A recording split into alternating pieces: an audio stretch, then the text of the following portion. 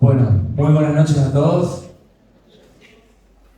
Si en lugar de noches sale de mi boca mañana, buen día o en esta mañana o algo por el estilo, ustedes traduzcan, sepan que habitualmente nos reunimos a la mañana ya en Calle Belgrano.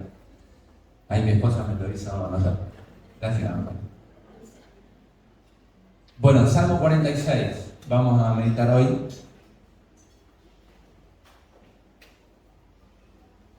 Me gustó el título que tenía en la invitación que me envió Edu, Música del cielo para vivir en la tierra.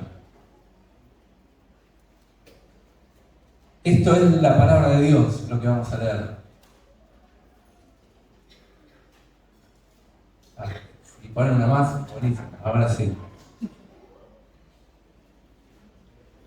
Esto que vamos a leer es palabra de Dios y hace cosas en el alma que el resto de las cosas que nos entran en el cuerpo, ya sea por la tele, por la radio, por las conversaciones, por las redes sociales, no tiene la componente que tiene este libro, esta palabra, que da testimonio de sí misma, que convierte el alma, hace eso, cambia de estado el alma, hace salvo el sencillo, alegra el corazón, alumbra los ojos y tantas cosas más que hace por el solo hecho de leerla y meditar en ella.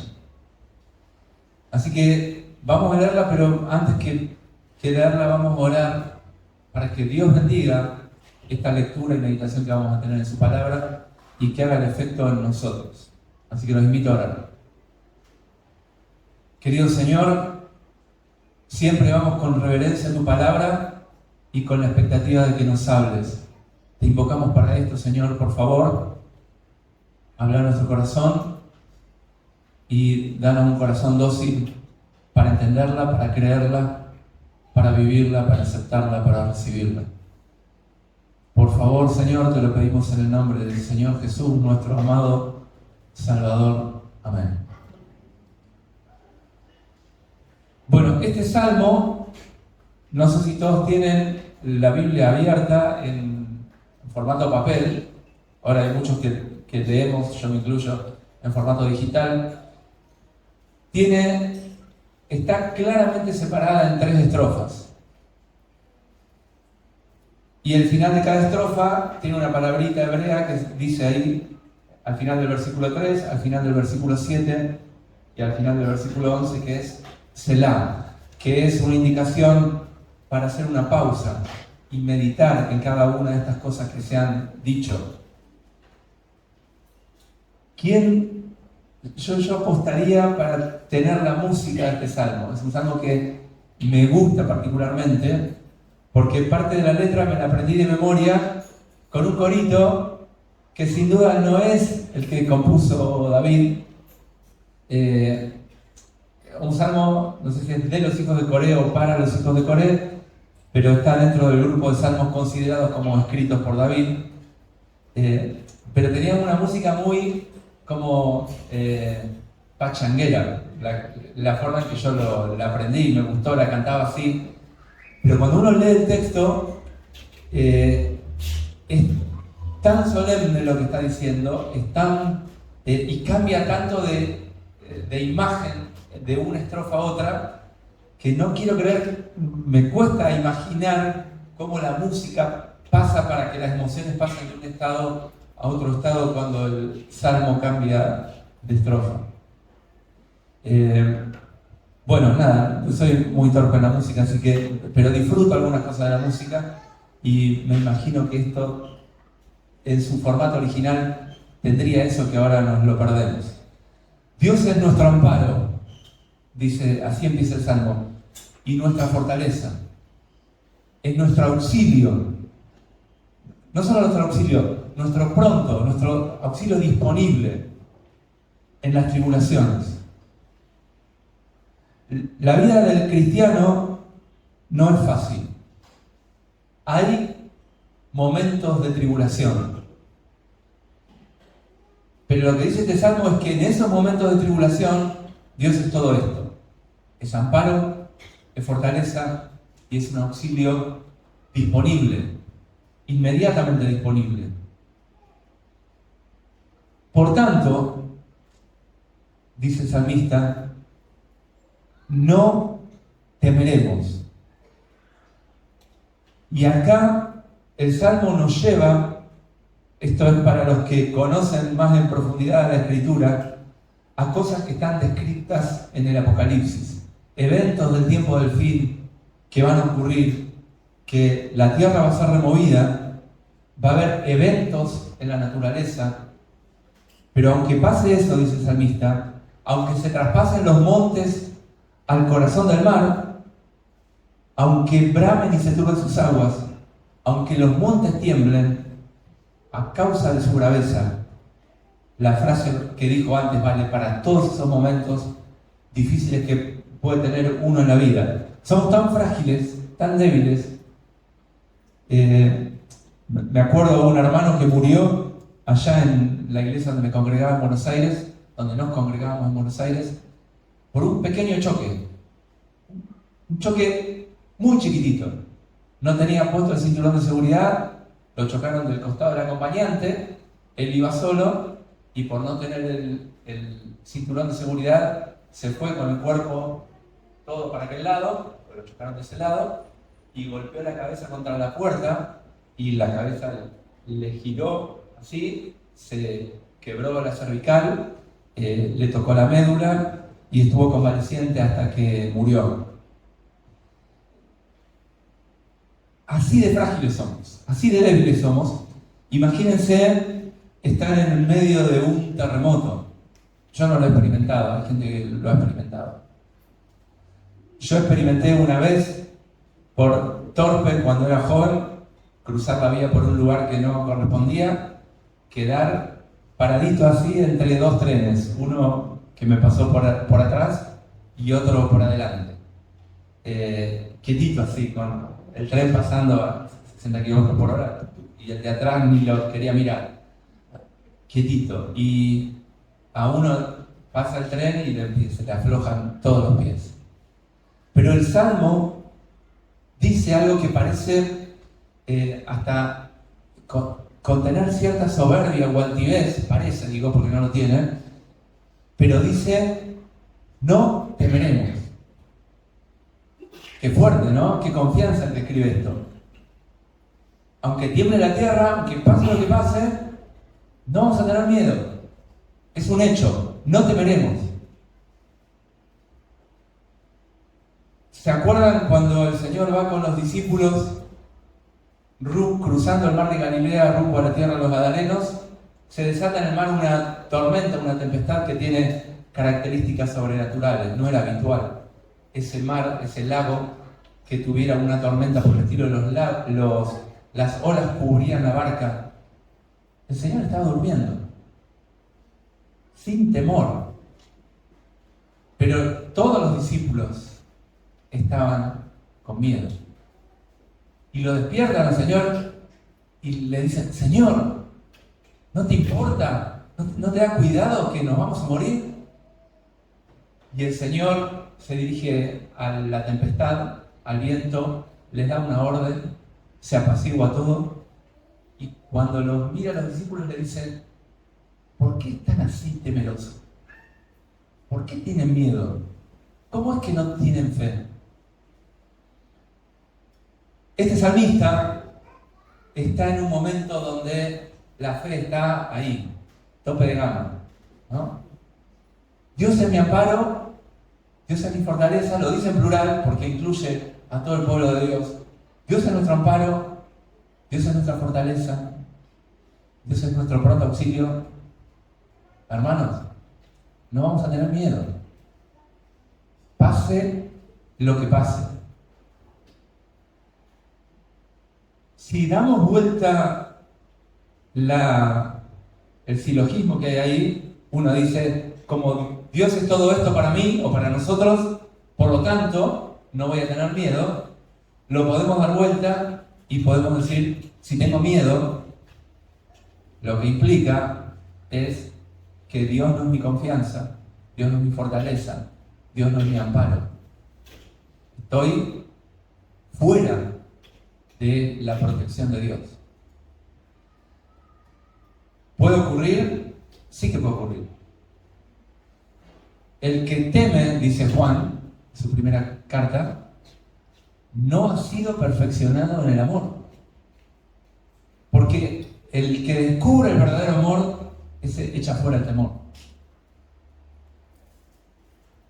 Este salmo está pleno de confianza. Esta primera estrofa es una expresión plena de confianza de una persona o de una comunidad, de un pueblo que tiene todo, no un 99%, todo puesto bajo el resguardo de Dios. Es Dios y nada más. No es un 99% Dios y yo pongo mi porcentaje. No, es Dios el que es totalmente mi amparo, mi fortaleza, mi auxilio.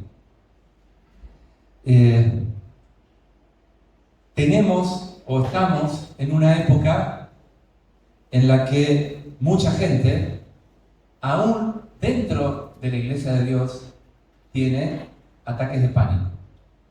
¿Es así o no es así? Ataques de pánico. Un creyente. No lo digo para que se sientan mal, lo digo para que se sientan re mal. Porque acá la frase de un verdadero creyente es: no temeremos. No temeremos. Y perdón, se los digo a ustedes, pero me los digo a mí mismo también, porque tan frágiles somos que perdemos la billetera y ya está, o el celular, y se nos desestructura la estabilidad mental que tenemos. Pero cuando vamos a la Escritura, tenemos gente como los que se opusieron al rey Nabucodonosor, que en esa época no había democracia, y el rey hacía lo que quería, y el rey los llama teniendo la noticia de que no se habían postrado ante la imagen que él había hecho, y lo llama y le dice, lo llama por su nombre, que les había cambiado el nombre: Sadrach, Mesach, Abednego, ¿ustedes están dispuestos para que cuando se toque la música se postren ante la imagen que yo hice y la adoren? Porque ¿qué Dios los va a librar de mi mano? Y ellos no les agarra un ataque de pánico. Lo que le dicen al rey es: no hay necesidad de que te respondamos con esto. ¡Wow! Al rey, al que los podía matar. Dice: no es necesario que te respondamos en este asunto, porque nuestro Dios nos puede librar. Y le dicen: pero si no nos libra, igual no te vamos a adorar. No vamos a adorar ese estatua, no nos vamos a postrar. Así, para nosotros tenemos en la Escritura infinidad de ejemplos para seguir, para envalentonarnos en el buen sentido de la palabra, para motivarnos. Son como ejemplo para nosotros, más que para envalentonarnos, yo diría, para molestarnos a nosotros. Que a veces, por cosas muy menores, patinamos y dejamos de lado esta confianza que dice, yo lo voy a subrayar ahí en Biblia: no temeremos. No temeremos. Esa situación de los montes que se mueven al corazón del mar, los montes que vibran, el mar, como dice ahí, que brama, que sus aguas están turbadas. De esa situación, el Salmo pasa ahora al versículo 4 y nos transporta a otro lugar. La música tiene que cambiar ahí, no sé, me viene a la mente, por ejemplo, la música de Adiós Nonino, donde pasa de un estado turbulento a un estado de una paz que realmente conmueve el corazón. Y acá estamos transportados a la ciudad de Dios. Y dice, bueno, la versión Reina Valera que tengo está un poco antigua la forma de escribirlo, pero se entiende: del río sus corrientes alegran la ciudad de Dios. el santuario de las moradas del Altísimo. Dios está en medio de ella. No será conmovida. Aunque los mares se están turbando, los montes se están turbando, todo está bramando, vibrando, en la ciudad de Dios todo es calma. Hay un río, hay tranquilidad, hay paz.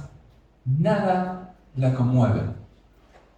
¿Quién es esta ciudad de Dios? ¿Qué es este río? ¿Qué es este santuario? Y la respuesta es, por la palabra de Dios que tenemos, no es otra cosa que ustedes y yo, la iglesia, el pueblo de Dios. Cuando uno va al Apocalipsis, el ángel le dice a Juan, vení que te voy a mostrar la nueva Jerusalén, la esposa, o le dice la esposa del Cordero, y esa no es otra cosa que la iglesia. Y le muestra esta ciudad, la nueva Jerusalén, que tiene un río, que a la vez es un santuario, porque ahí no hay necesidad de templo, porque Dios habita en medio de ella.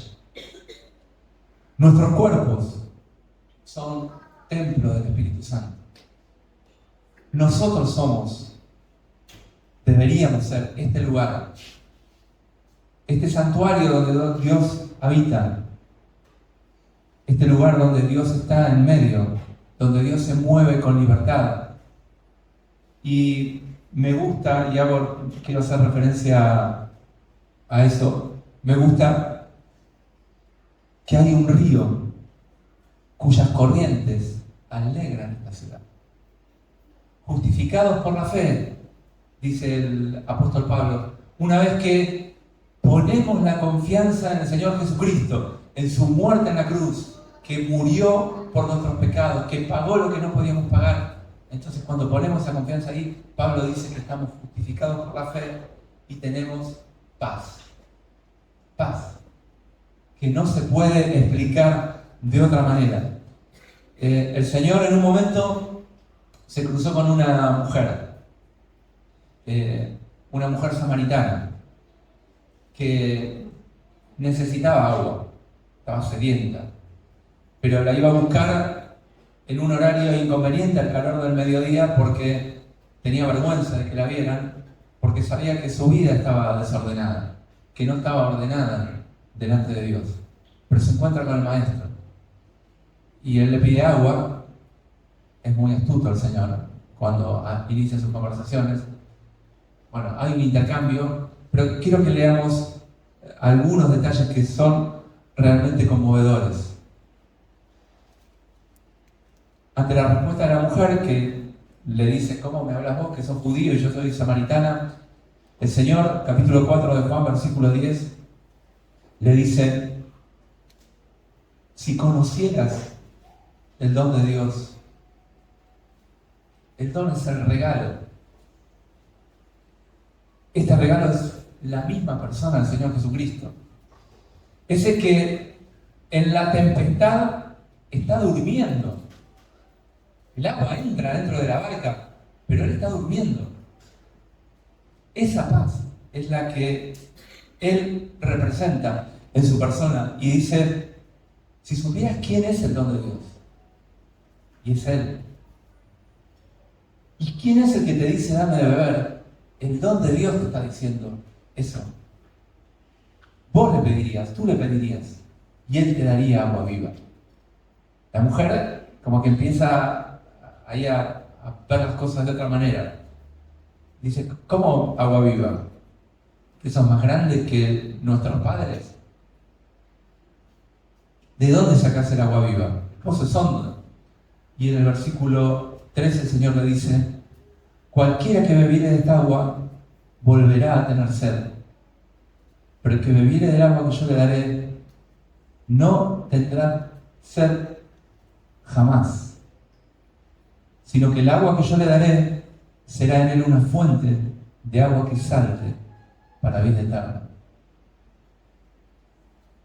La mujer le pide esa agua y el Señor le dice, tenés que arreglar tus cuentas antes. Andá, llama a tu marido y vení y te voy a dar esa agua. Bueno, el Señor hace que esta mujer arregle sus cuentas. Juan capítulo 7, en la fiesta de los tabernáculos, en el último y gran día de la fiesta, versículo 37 del capítulo 7 de Juan. El Señor no solo invita a esta mujer, invita al que oye esto, porque Él alza la voz y dice: si alguno tiene sed, cualquiera, si alguno tiene sed, venga a mí y beba. Es difícil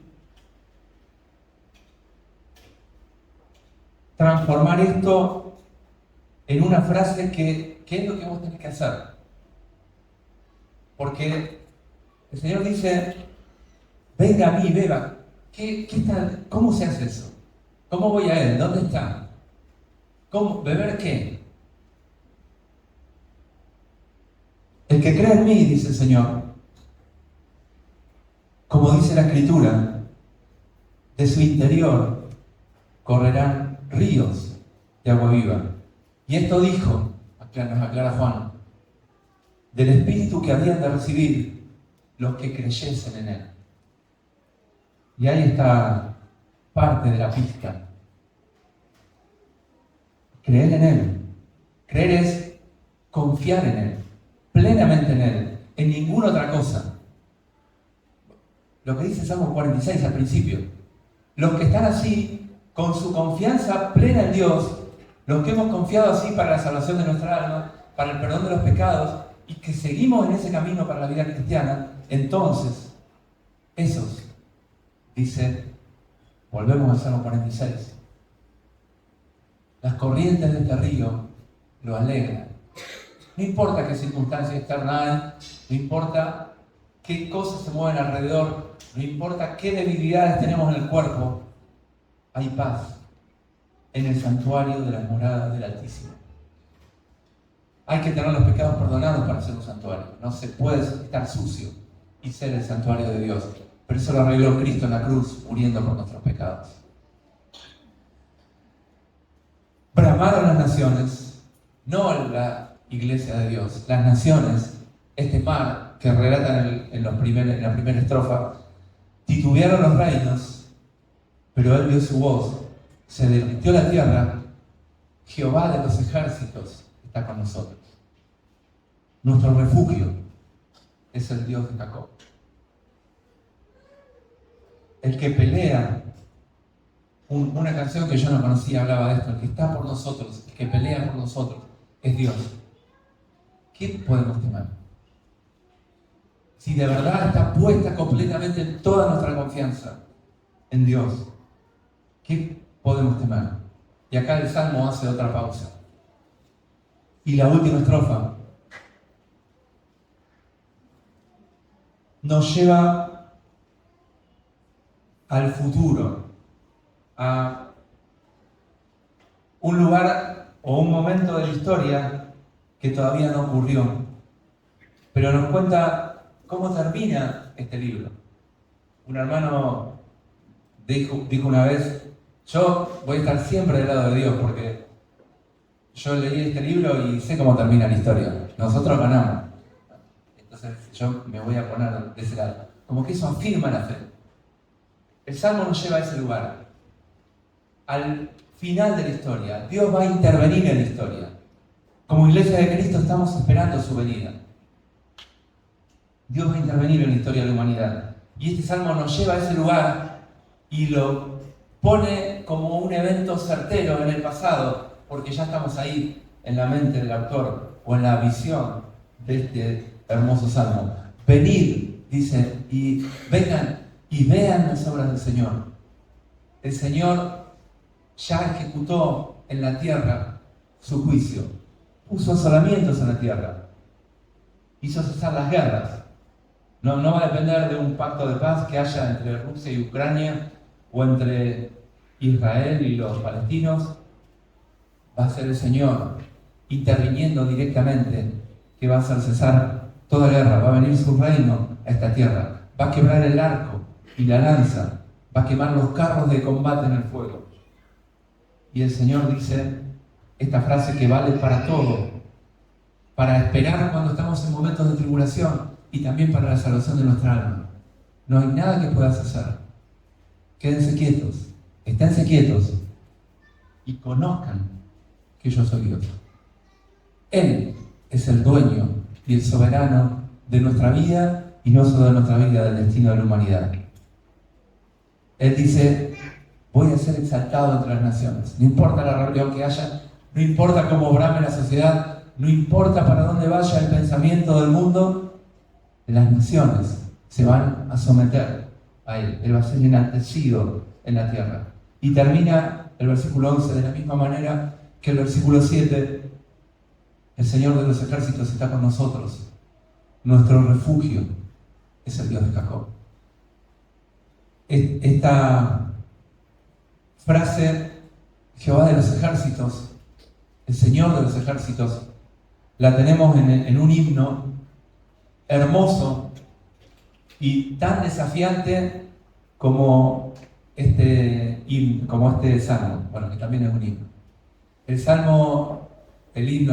cruzan los cables, el salmo, himno, es parecido. Este himno es el himno de Lutero, Castillo Fuerte. Yo creo que se inspiró en este salmo, en el Salmo 46. Porque de eso habla este salmo, de que Dios es nuestro refugio. Nuestro refugio es no una lonita que nos ponemos cuando llueve. Nuestro refugio es una torre fuerte, donde es inexpugnable ante cualquier ataque del enemigo. Y Lutero comenta, hablando o considerando a Satanás, dice: como él no hay en la tierra, con él está todo perdido. Pero por nosotros luchará, de Dios el escogido. ¿Sabéis quién es? Jesús. Jesús, Señor de Shabaot. Dice, Shabaot es la palabra hebrea para los ejércitos. Señor de los ejércitos. Señor de salvación. Y cuando termina el Salmo dice algo que yo no me animo a decir. Lutero dice en su lucha, en el ataque que tuvo con Satanás, dice que lleve la mujer, los hijos, el honor, que lleve todo eso, no importa, de Dios nos queda el reino. Qué desafiante, ¿no? No temeremos, aunque el enemigo haga lo que haga, no temeremos. Estamos llenos de hermanos en la historia que nos han dejado ejemplo para que sigamos sus pisadas, para que caminemos con ellos, que iban hacia esta ciudad, que un día va a ser real y contundente, pero ahora anticipadamente podemos disfrutar de esta paz, porque vivimos en las moradas de Dios, si tenemos comunión con Dios y si tenemos toda nuestra confianza plena, 100% puesta en Él. Yo quiero hacer, para terminar, 2 invitaciones a los que somos Iglesia de Dios, a que vivamos así, que honremos su nombre de verdad. Lo anormal en la vida cristiana es que no podamos vivir como Cristo. Lo normal en la vida cristiana es que vivamos como el Maestro. Que está durmiendo en el medio de la tempestad. Esos discípulos que se asustaron ahí, cuando predican el Evangelio, los llaman aparte y los azotan para que no hablen más. Y ellos salen de ahí gozosos de haber sido tenidos por dignos de padecer por causa del nombre. ¡Wow! ¿Qué se hace con un pueblo así? ¿Cómo se lo combate? No se puede. Somos la Iglesia de Cristo. Tenemos que estar a la altura de su nombre, a la altura de lo que nos dice este Salmo.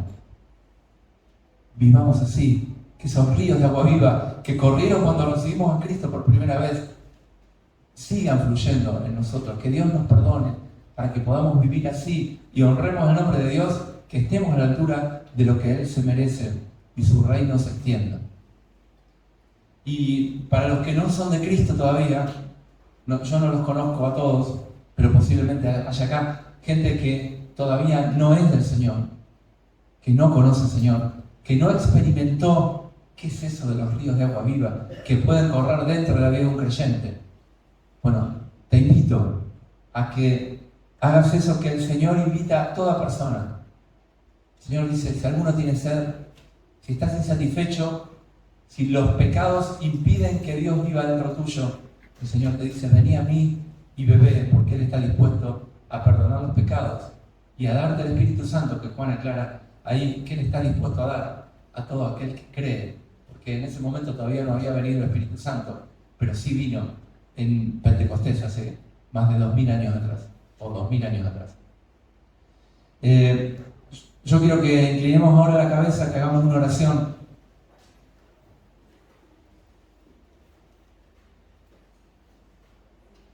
Y que le digas al Señor Jesucristo, que fue presentado en las canciones y en lo que se dijo antes de que yo pasara acá adelante, que le digas: Señor Jesús, entiendo que sos el Salvador que murió por mis pecados. Te necesito, quiero ir a beber de esa agua que da vida y que no tengo. Dame de esa agua, Señor, por favor. Perdona mis pecados, limpiame, dame tu Espíritu Santo, dame una nueva vida. Esa vida que puede confiar plenamente, no importa las circunstancias que haya, como vivió el Señor acá en la tierra. La quiero para mí, Señor, por favor. Haceme cambiar. Me arrepiento. Quiero esa vida, por favor, sálvame.